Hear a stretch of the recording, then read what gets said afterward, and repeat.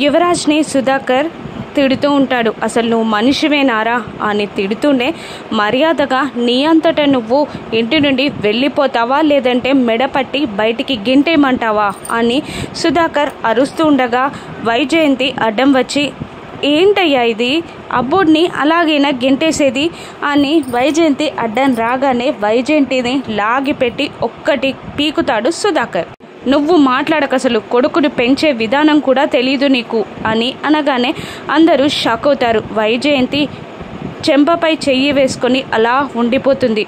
వెళ్ళరా, వెళ్ళు, ఇంటి నుండి వెళ్ళు అంటూ యువరాజ్ని గెంటేస్తూ ఉంటాడు సుధాకర్. అప్పుడు వెళ్తున్న యువరాజ్ని నిషి ఆపేసి, ఆగు యువరాజ్, నువ్వు కాదు ఇంటి నుండి వెళ్ళాల్సింది నేను అని అనగానే అందరూ షాక్ అవుతారు.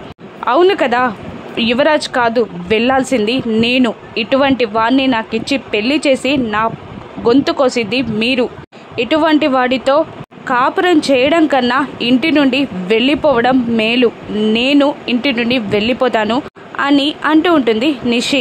జగదాత్రి నిషి నిషి అని అరుస్తున్నా నిషి వినదు. ఇప్పుడు ఇంటి నుండి బయటికి వెళ్ళేదెవరు? నిషి వెళ్ళిపోతుందా? యువరాజ్ ఆపగలుగుతాడా? యువరాజ్ మారుతాడా? రాను ఎపిసోడ్స్లో చూద్దాం. Thank you for watching.